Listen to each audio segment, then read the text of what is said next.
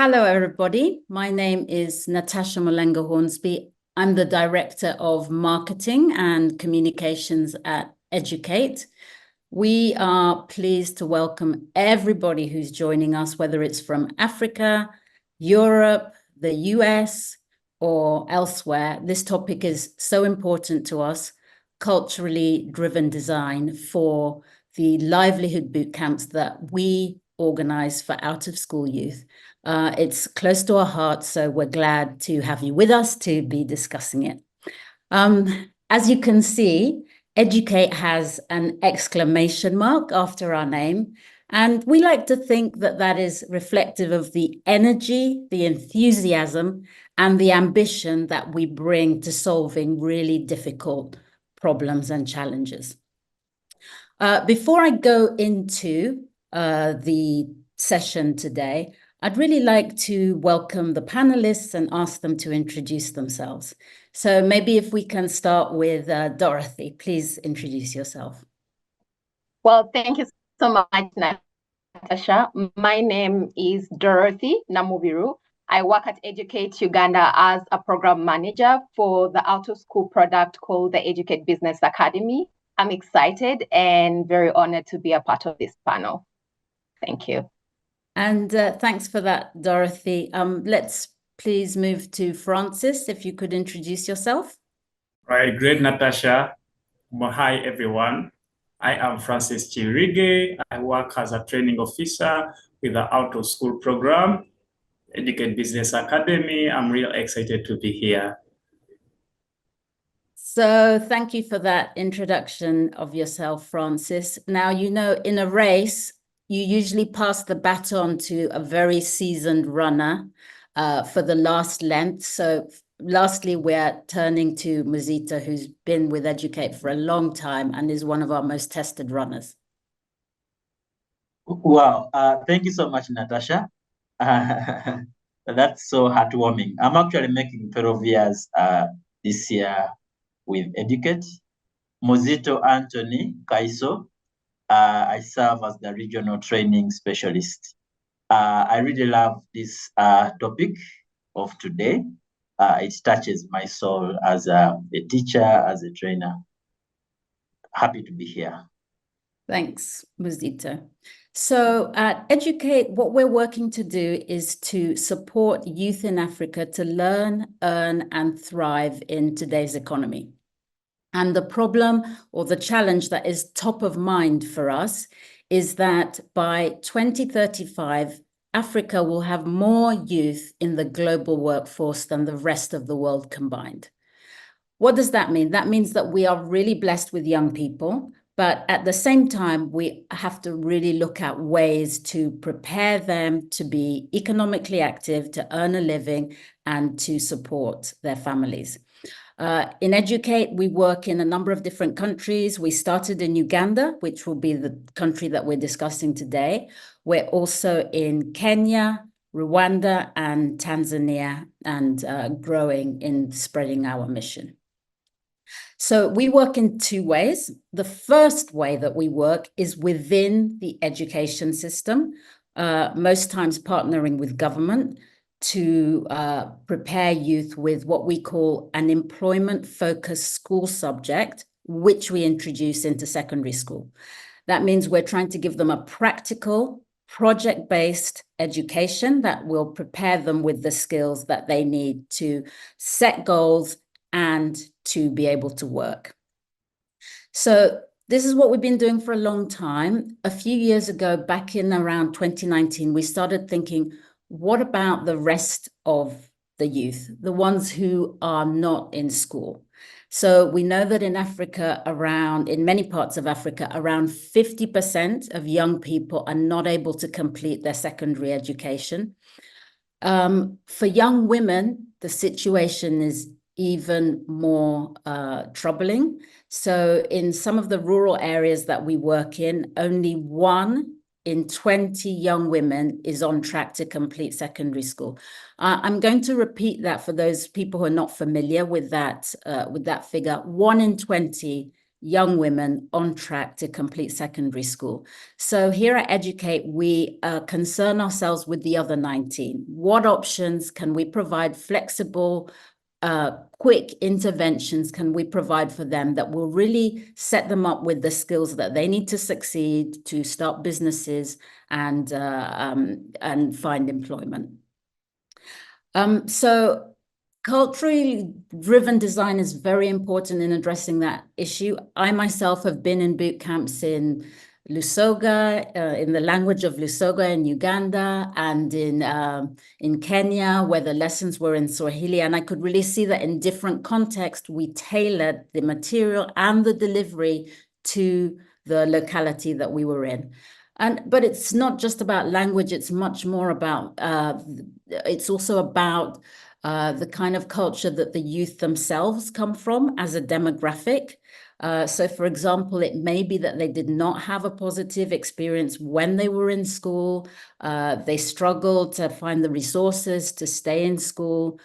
Some of the young people, the women, they already have children, which they have to provide for, which is complicating their lives further.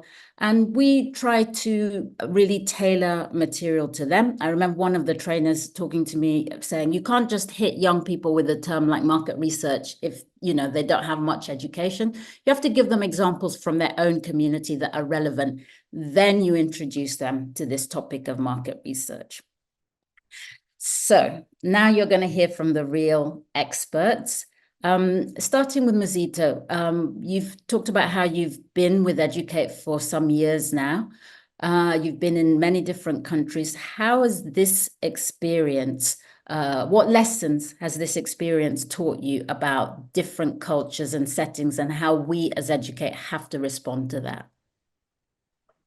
Wow, thank you so much, Natasha, for the wonderful introduction and this great question. As I said earlier, that as a teacher, I'm really excited about this topic. I would love to join the rest of the heroes who believe that culturally relevant solutions actually bridge the gap between the trainers and the youth or the learners. This enables the teachers or the trainers to understand the cultural differences, the behaviors, which usually cause relationship breakdown.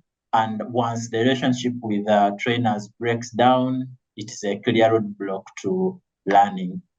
So we have learned over time that first investing in learning the culture of the learners or the youth, it provides us with answers to the great question, how do people learn? Especially with now the out of school demographic, which is our baby product. Over the time, we have been so much investing in school youth. Now we are desperate for knowledge to learn. How do these out of school youth learn? What stands in their way of learning?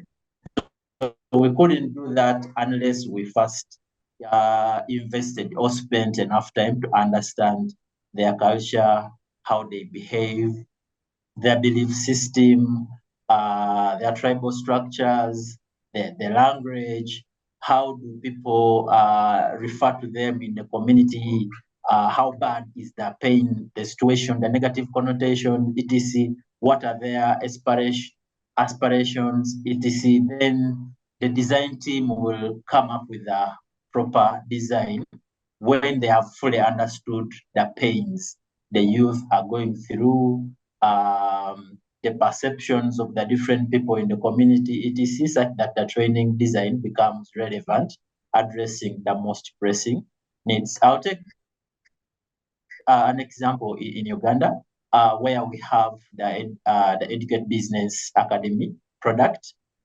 This requires the trainers to deliver the training in 2 languages. That is the local language, the Lusoga Natasha talked about, and the other language is the mentoring language. Because of the nature of this youth, the trainer not only delivering them the training material in the local language is not enough, but the trainer should be a mentor as well. It's like that the training session doubles as a mentoring session because these youth are battling with so many challenges that are hindering their way to success. We designed learning activities that are safe. That are safe. We provide them with learning workbooks that enables them to either write, that is those that are able to write, or those that are dropped out of school at higher levels. And those that cannot write, they have spaces where they can draw pictures to describe whatever they want to achieve.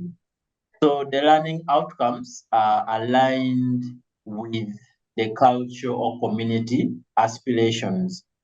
We build on their ideas to help them set their goals that they had dropped.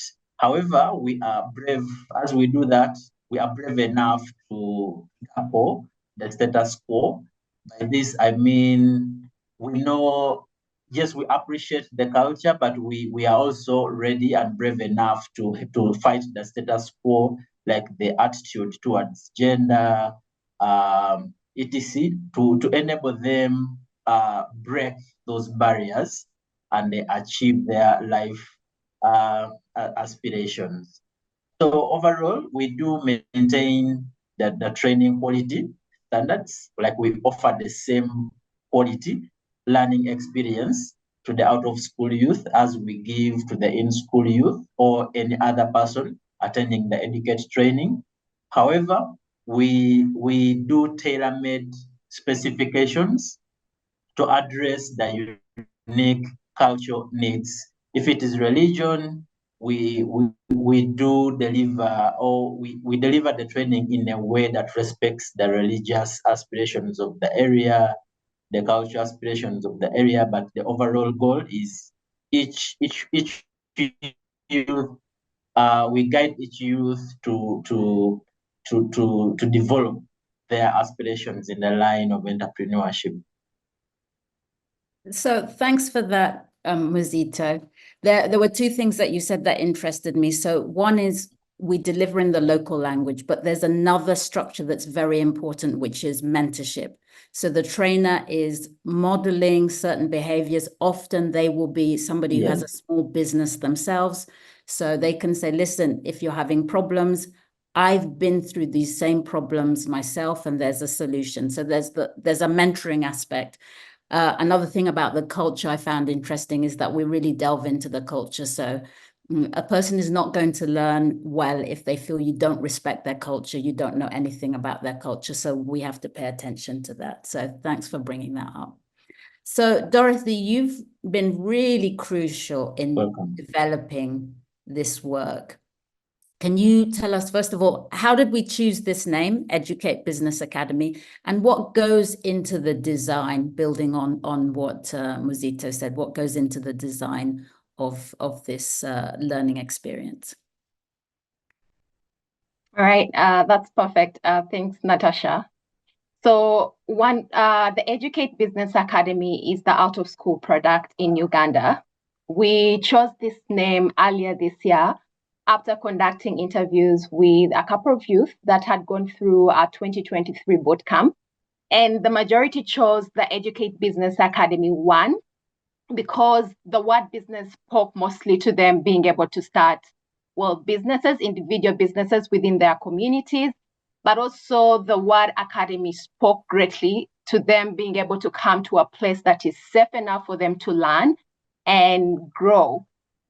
Most importantly, when we were interacting with the youth that selected the Educate Business Academy name, they told us, you know what, every time people, see me coming to the bootcamp and I tell them that I'm going to the Educate Business Academy, it gives them a sense of pride and dignity, which is really so beautiful. But just diving into the question that you just asked, Natasha, how the bootcamps are designed. not deviate away from what Muzito just mentioned. So the first thing we do as a product is to do a needs assessment to understand, some of the challenges that the youth are experiencing, the existing skills, and the aspirations. We are a data-driven organization, and the way we respond to challenges, we want to really make sure that we are coming from an informed point of view. So understanding the challenges and aspirations, we look up to that to then begin to design features that we get to add into our curriculum. So thanks for that. It's great that you mentioned data. Data is what we regard as one of our most important values that we develop our work on. You also mentioned, I'm explaining to the audience a little bit about why we talk about products, because we regard ourselves offering a product or a service to the young people. They're not in a school. They don't have to stay there. So we have to provide them with a service that is suitable to them and meets their needs. Otherwise, they're going to walk. So I'm glad you mentioned data and the fact that we're providing like a product or service to them. So once you've, I think Muzito talked about how we go into the community, we map the community, we try to work on finding out what their needs and aspirations are. How do we know that we've recruited the right persona for the boot camp? Right. So that's a wonderful question as well. So it is really a process, and it starts right from recruitment. Our recruitment process goes right from us defining really the process, how it's supposed to look like, defining the channels that we are going to be using for recruitment, and then also the systems as well. So when it comes to the process itself, the first thing we do is to define our persona. Recently, we just completed a boot camp and graduated over 1,564 youth from the boot camp. And it all came from us, first of all, defining our persona. Our boot camps are primarily built to support the young women to be able to start businesses and contribute economically to society. And so our bootcamp that we recently did, we had a persona called Juliet. A little bit of description about Juliet is that Juliet dropped out of upper primary at the age of 14 years. She is a single woman, young woman with about 2 children and lives with her parents, and her family members are really very supportive. She stays about 7 kilometers away from the urban. She doesn't have a stable source of income, and so occasionally she has to dig for neighbors. But when she does casual labor, she earns about $1 per day. She doesn't have her own mobile phone, and so she has to do mobile money transactions through her father's phone. She currently does not have a business, but wants to start a business in line with her passion and improve her livelihood. Most interestingly, the youth that we have in the bootcamp have an asset, either a hen or a goat. So Juliet has a hen to handle her future needs. She has started a business before, but unfortunately, she has failed. So Juliet sort of like describes the kind of demographic, the kind of profile that we get to invite into the bootcamp. So when we finish like defining our early adopter of a user persona, then we go ahead to map out what we call a user journey. So our user journey describes the stages that Juliet is going to take right at recruitment, which we call awareness, to acquisition, and then activation when she starts attending her sessions in the classroom with the trainer, and then later on retention when she gets to graduate, and then we dismiss her into the community. So once we finish defining or building up our user journey, we also profile. We have a profile for who exactly we need for the bootcamp. And once we finish defining the profile, we go ahead and define our processes, which is the recruitment strategy that has the goals that we want to achieve for that recruitment process, And this is really based from the previous recruitment process and just aligning like what do we want to improve. In our previously finished recruitment process, we wanted to improve on our systems, we wanted to improve on our processes. So we really want to define exactly how the recruitment journey or the process is going to look like. Once we are done with that, we then train our foot soldiers, who are called the mobilizers, and the local leaders that live within these communities, understand the challenges that the youth go through, and then disperse them into these communities to then go and recruit exactly the persona that we have described. While they're doing the recruitment, we use our systems, a dashboard where we get to see this data coming in a very timely way, and we're able to actually know that this is our persona, this is the person that we're going to mobilize and invite for the bootcamp. So that is really the journey that Juliet had to go through to attend the bootcamp and graduate from the bootcamp as well. So Juliet is kind of like the ideal person that we are designing the experience for. And we're thinking about this person, Juliet, all the way through the user journey and how we can make sure that she enters, we retain her, and that she graduates and then has some improved outcomes afterwards. Muzito, let's now talk about the importance of localization. So Dorothy was talking a little bit about recruitment and how we recruit. Can you share why localization is important in terms of the recruitment process and understanding the culture that the role that culture plays in that recruitment process? Wow. Thank you so much again, Natasha.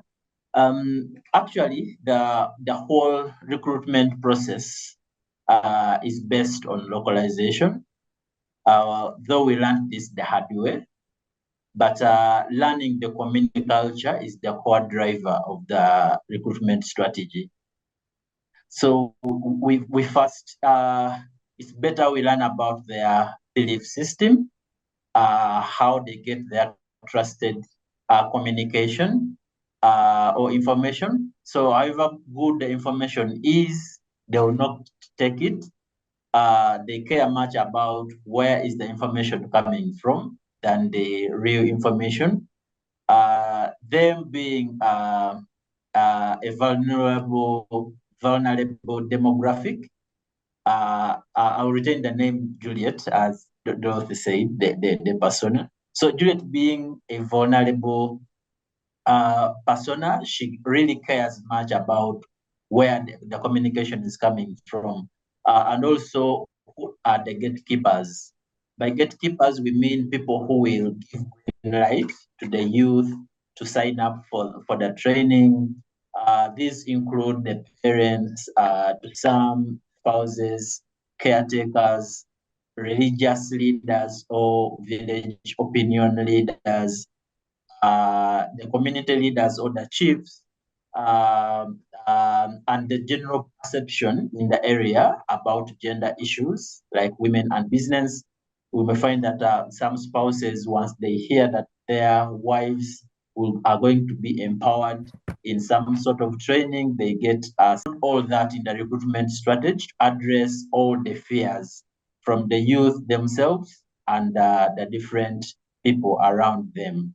So the gatekeepers are very important from what you're saying, that it's coming from trusted sources of information. And so let's talk a little bit about the skills course that we have mentioned. So there are 3 elements to the bootcamp experience: a skills course, mentorship, and then practical experience, starting a business guided by your mentor. Can you tell us a bit, Francis, about the skills course element of that? Great, Natasha, great. So our sessions are being designed and delivered in a way that learners actively engage with the content. And then the learning activities include maybe simulation, role plays. I'll give an example of a different kind of skills For example, when we are teaching marketing, so students have tangible products that they do sell out to each other. In that they are learning the skill, but then also having that chance to practice it inside the school, inside the class. The same thing happens during the teaching. So in this, they are put into small groups that they are able to now pitch their business ideas to their fellows, and they are being given feedback at the end of the day. So the same happens to the games that we at times include in our session delivery. That is a game, but learners are enjoying. At the same time, they are gaining something out of it. They are realizing that, yeah, yes, this is real important. Sure.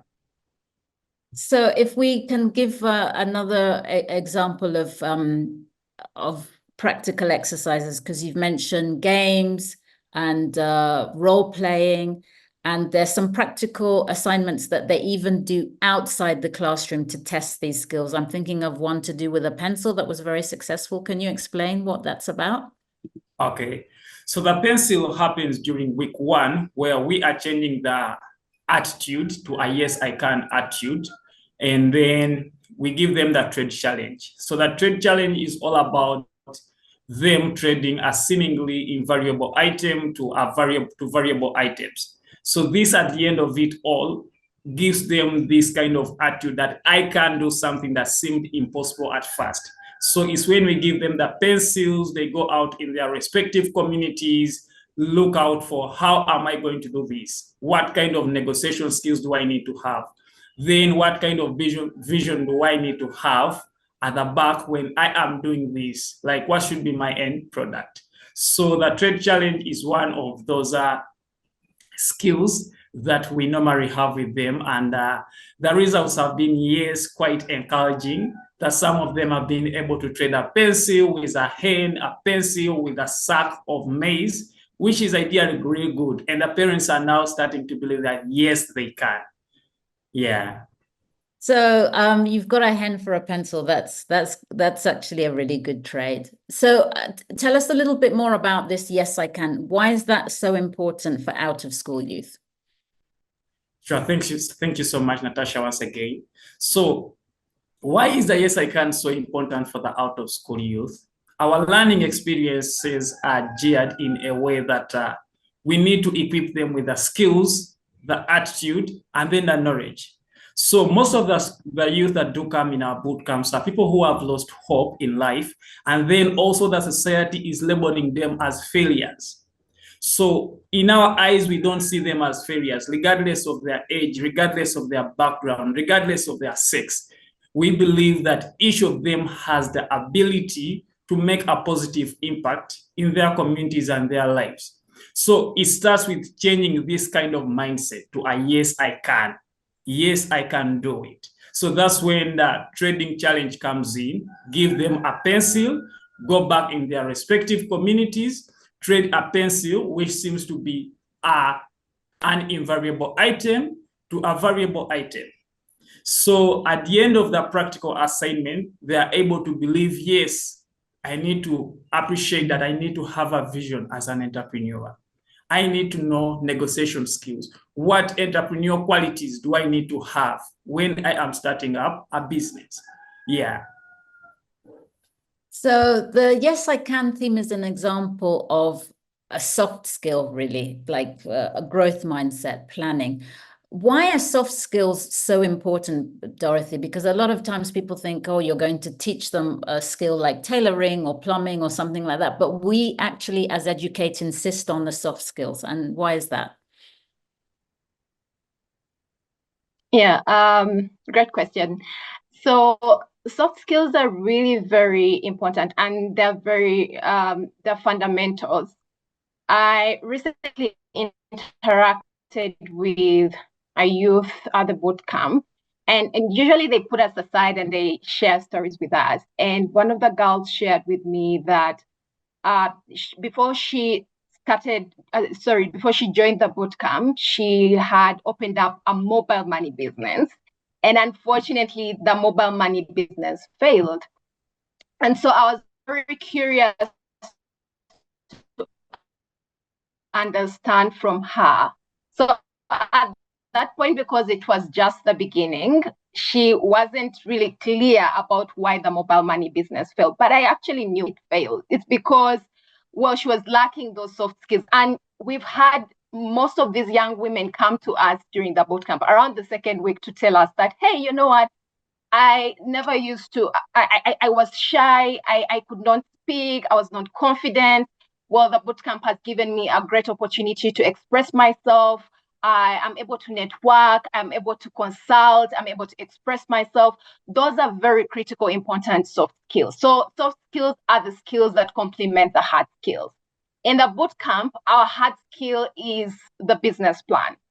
And so throughout that course, like Francis has mentioned, they're learning about social entrepreneurship. Why is it important for you to become a social entrepreneur rather than just an entrepreneur who's just getting money? Why is it important for you to do passion match? Why is it important for you to actually, before you start a business, to look around your environment and identify the resources that you can utilize to start up a business?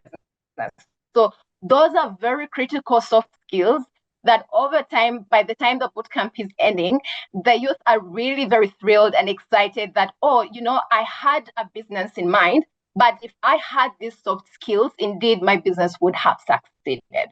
So in a nutshell, that's really how I would describe the soft skills and how important they are to the youth that we serve. So passion match is something I've observed where we actually ask young people to think, what are they passionate about, so that they can build on that for coming up with a business idea. So we talked about our ideal persona, which is Juliet. We've talked about the women who are not able to complete school. Only 1 in 20 are going on to actually finish their school certificate. So, Muzito, you talk a lot about our recruitment and retention strategy. What strategies are we putting in place to make sure that the women come into the boot camp and they stay in the boot camp and they graduate? Wow, thank you so much, Natasha. Actually, the retention process starts with the value proposition. We ensure that the value proposition really speaks to the Juliet's pains, what she's really battling with in life, what she yearns to achieve, the challenges she's going through. So Juliet makes an initial commitment to go through the learning process to really overcome the painful situation she's in. And we get all this information from the cultural immersion. That process we go through as we validate the persona. Then when it comes to activation, we have the Karibu session. Karibu means welcome. So this session we continue, yet at the time she was interacting with the community recruiters, that actually, as you were promised in your community by our recruiters, it will actually happen and you will achieve those goals that you want to achieve in life. And we make the Karibu session so amazing that even the youth that are actually never signed up because of other factors really feel like they need to sign up there and then. And then when it comes to the actual curriculum or the actual learning, it's an amazing learning experience. So we care much about the process, the learning process. So it's so amazing that even when we've got situations where some youth are sick, but they feel like they just need to get tabs and return back to class as soon as possible. We've had in several rounds of bootcamps where a youth gives birth and they feel like they really need to return so badly to classroom. So all that exciting learning experience, which is practical, we do set high expectations and we do all it takes to achieve those high expectations. to the extent of exceeding them. So basically, we do other activities like following up on them in case they are late, finding out what is stopping them. In case the gatekeepers have issues like the spouses, we make efforts to talk to them. Like this recently concluded bootcamp, we had a session where we invited parents and we invited guest speakers to the training, and they were super excited. Some made contributions to the businesses, the youth they were going to start. So it was an amazing experience. And then we also carefully plan for the gender breaking barriers. We know how the different perceptions people have towards women getting empowered. So we do address those fears with those specific community gatekeepers. So far, all the interventions are working. Later on, Dorothy will share the numbers, but we believe so many youth will be happy to join these bootcamps. Thank you so much, Natasha. So I love the way you've already passed the figures to Dorothy, because you know she has a great command of maths. So let's still stay with the user experience for young women, Dorothy. What are we doing in the boot camps that's particularly effective to keep the young women attending and achieving their goals? Amazing. Muzito has almost like hinted on a couple of them. One, I want to speak about the curriculum. Francis mentioned about week 1, which is mostly dwelling on yes, I can. So by the time you're getting so many women into the bootcamp, I have seen actually the very first day you can gauge and see this person is actually lacking confidence. They've gone through a lot, and they actually share their stories. Majority of the girls that we get into the boot camp, like any other girls that have dropped out of school, some of the causes are, teenage pregnancy or dropped out of school because of lack of school fees and a number of other reasons. So in the first week, we are very much focused in building their confidence and growing that mindset and just making them get out of that shell and understand that, well, it's not the end, but rather they can actually change their story for good and, and just really enjoy the bootcamp all throughout the 4 weeks. The other thing that we do is we have what we call the alumni stories. So when you enter in our classroom, Natasha, you were in our bootcamp, you came and attended one of our sessions. You saw in the classrooms, we pin around alumni stories, to inspire the youth that are currently in that classroom going through a session. A number of those alumni have gone through the same similar challenges. So whenever youth look at an alumni story and they see, oh, okay, you know what, Dorothy went through the same similar challenge, and I'm going through the same challenge. If she was able to make it, then therefore I can also make it, right? So we use alumni stories a lot. And also we have incorporated what we call the alumni strategy right at recruitment. During our awareness events, we have consistently been inviting alumni to come and inspire the youth to sign up for the bootcamp, and also parents as well. Parents of alumni have been coming to some of our events to inspire the girls to sign up for the bootcamp. Like Muzito mentioned, we this time around we added on what we call the parental strategy, and so throughout the course of the bootcamp, one, we invited the parents to come for exhibitions. So the youth come up with work. They're given assignments that they're able to actually complete out of the classroom. And then in the second week, the third week, they're able to exhibit their work.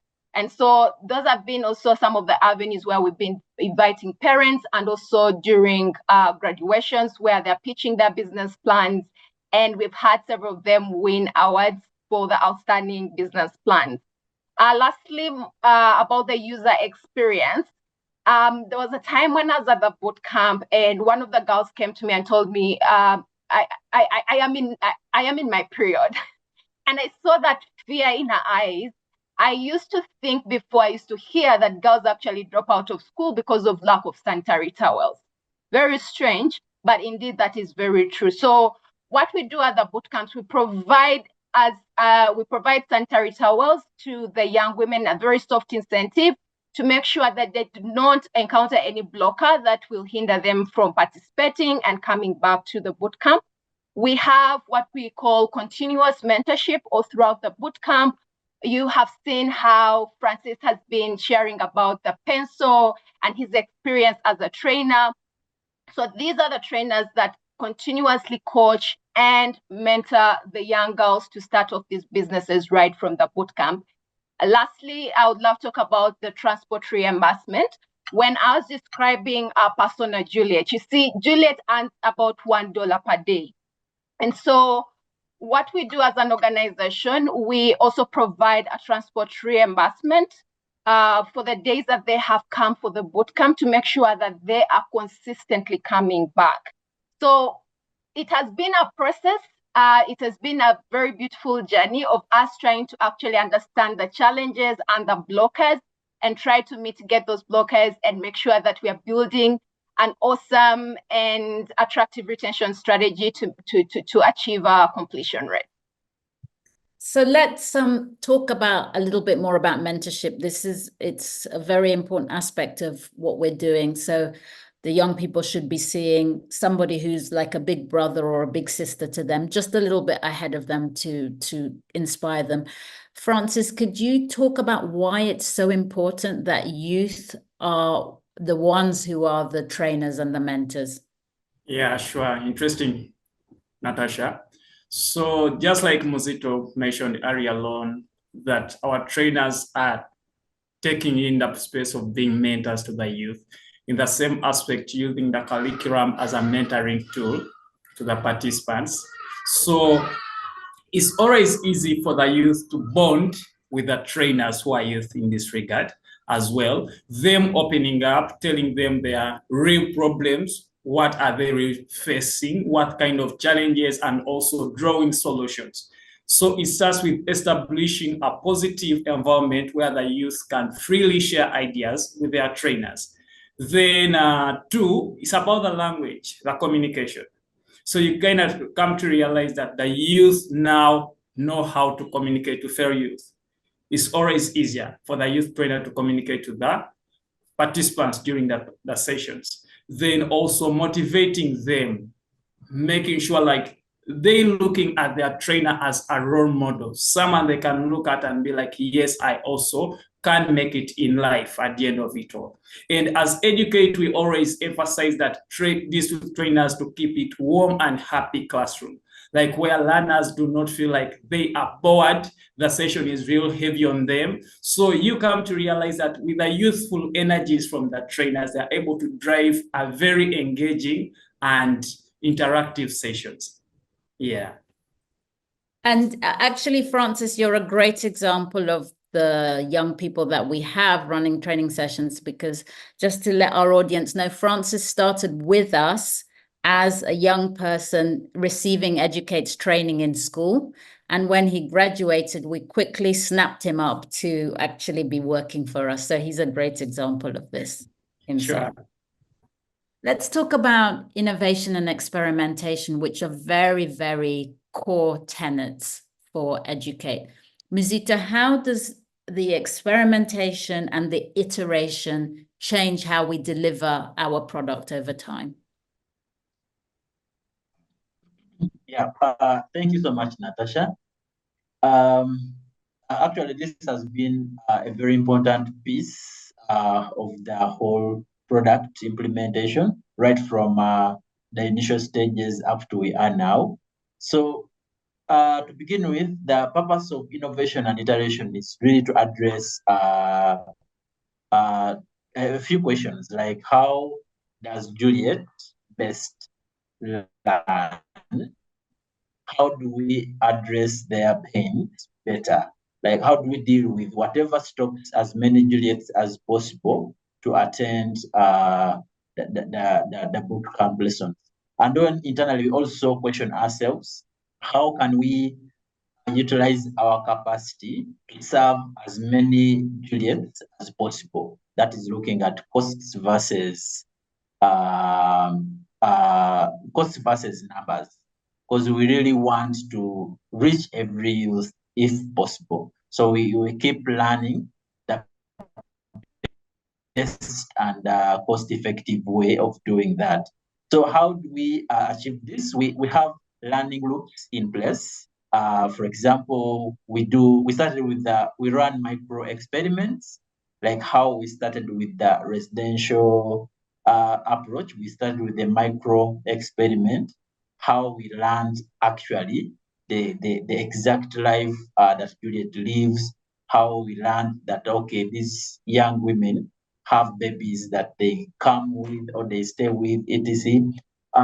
We have the internal advisory board, where we invite representative samples of the youth to come to office and interact with different designers and product leads, and they get their inputs on how best they can be served.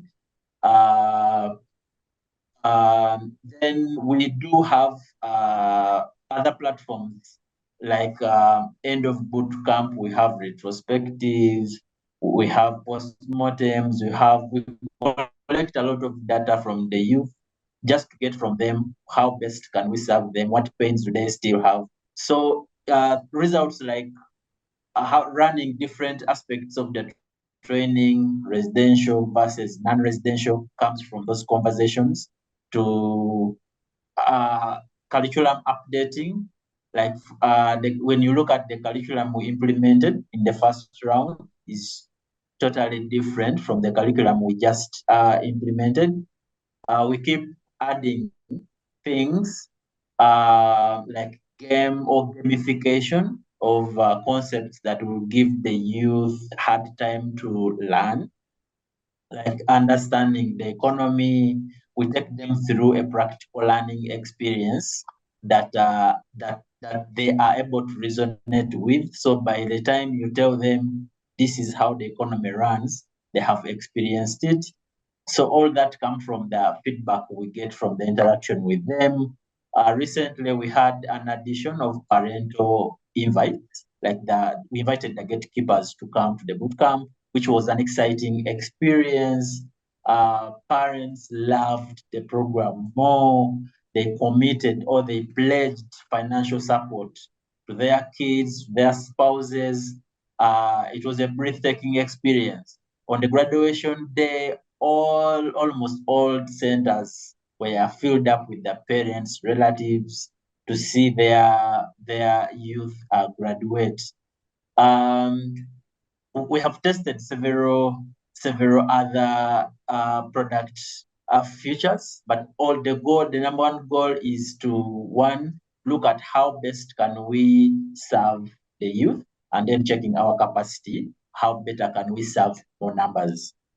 Yeah, thank you so much.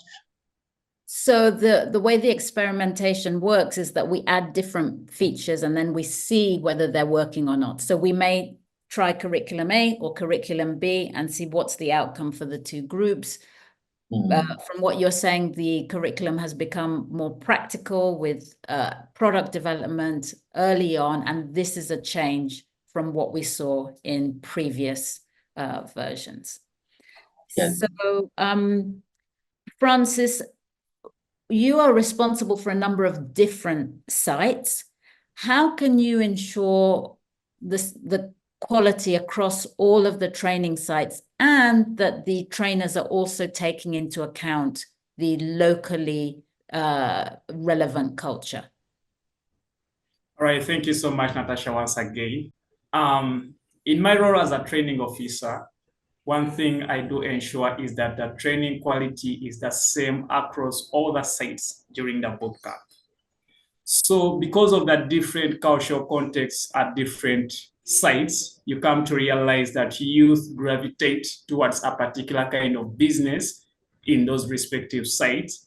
For example, we have sites where most of the learners are into farming or selling agricultural products, tomatoes, cabbages, or anything regarding farming, then you realize that at some other site, learners are so much into clothes. So what we do as trainers is making sure that the curriculum is real tailored to fit this kind of culture.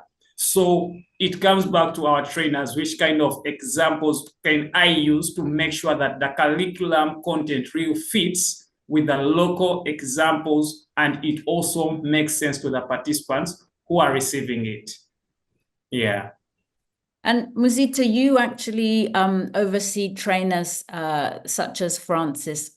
What do we do to ensure quality across different countries and regions? Thank you so much. I'll share out of so many strategies we use. There is this particular one that I'm passionate about. This is the test of fire. In the process of recruiting, building capacity of trainers, we give them a practical activity that challenges them to leave the training center and deep dive into the community, interact with the youth, invite them for a business workshop that is practical and hands-on. So this exercise, we call it test of fire, because these trainers, like Francis, they leave their comfort zone. They dive into the community to learn the culture of the youth, hands-on, talk to them, try to learn their daily lives, then convince them to come for a business training. So by the time they deliver this training to the youth, they have learned so many things hands-on. Definitely, we share them the literature that we have conducted research. We tell them this is the persona of Juliet, but until they go in the field themselves, that's when they will know that actually this is actually who the youth we talk about. This is how they be.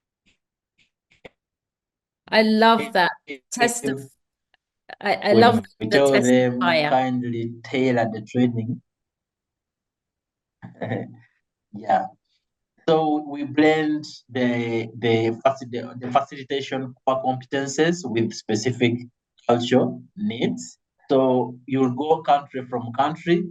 Every training room you will go to, you will be able to know that this is an educated training taking place. However, the little cultural needs would have been taken care of. So every group of trainers in the respective countries, they are prepared to tailor-made their delivery to meet the needs of the communities they are training. So the test of fire is not theory. Really, you see, can they engage with young people? Are the young people engaged? Are they paying attention? And do they want to come back for more? It's not impressing Educate team members. It's not impressing Muzito. It's making sure you engage the young people. Yes. So we have a few minutes left. I want to quickly touch on the success figures, and then we will wrap up. So I'm just going to ask you, Juliet, quickly to take. I'm talking about Juliet because we've been talking about Juliet all through the thing. Dorothy, I'm just going to ask you, please, can you tell us about some of the figures, the success figures that we're seeing, the results? Well, thank you so much for calling me Juliet. It's a nice name. So thank you so much for the opportunity, Natasha. So to discuss about the impact of Educate's Livelihood Bootcamps, as an organization, we are very committed through our different products to continuously test and learn and learn on how we can best really shape our product and also ensure that we are being responsive to the challenges and the needs of the youth that we are serving. Like I mentioned at the start, in Educate, we have two products, out of school products. One in Kenya is called Skill Up, and then in Uganda, we have the Educate Business Academy. So speaking about really the impact, we have been diligently collecting and analyzing data to assess the impact and the results of our bootcamp And I'm excited to share with the listeners that across 5 cohorts, we have observed very significant and consistent outcomes through the 3 to 6 months after the bootcamp. Specifically, youth that participate in our bootcamps, that have experienced our bootcamps, have been able to experience about 50% relative increase in their income and about 25% absolute increase in their business ownership.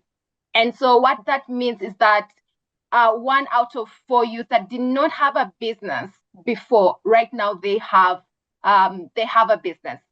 Very thrilling, very exciting numbers there. Okay, so 50% increase in income and 25% increase in business ownership. So 1 in 4 start a business who've never had a business before. So we're really pleased with those results. So before I wrap up, I just want to invite one final thought from each of the panelists.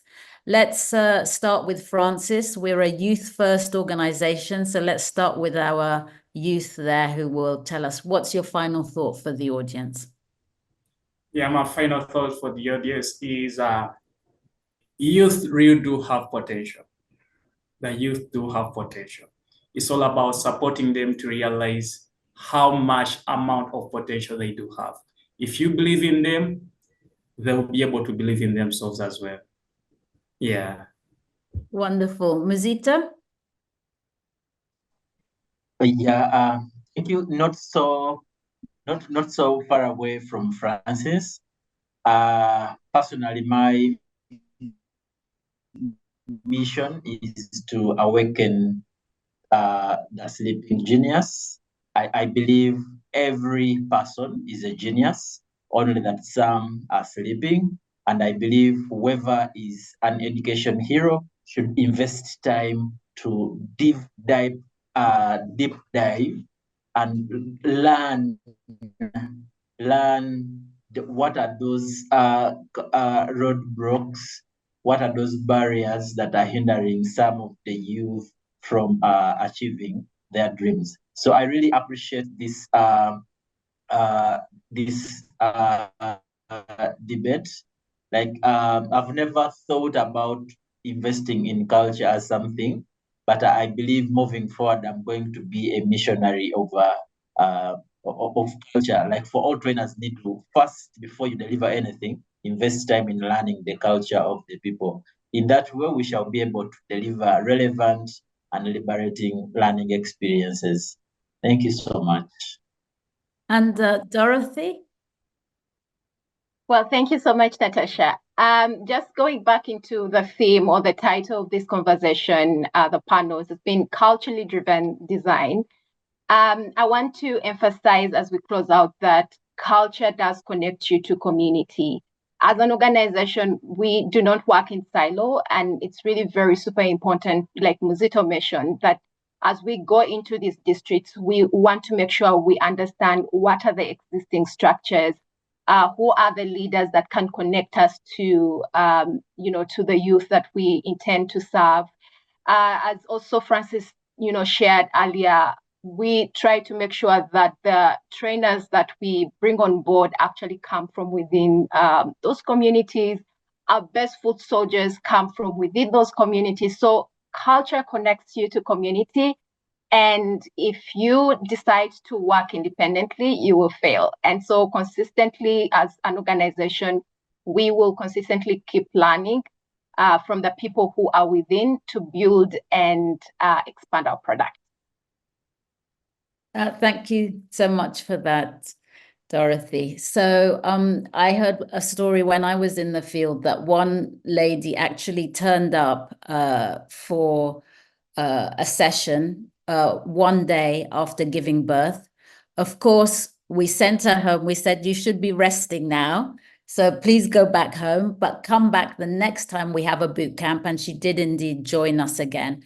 That is how eager that young people are to learn. So we must do our best to honor their efforts and their achievement and really, really try to get them back into some kind of learning experience, because these are young people that have been failed in the past by the wider community, and we now have an opportunity to get them back into learning and get them into economic activity to support themselves and their families. So thanks so much to our panelists. We hope that you've managed to learn something from listening to this, and we hope that in whatever way you can support us in this work as 𝐂𝐿𝐴𝐷𝐿.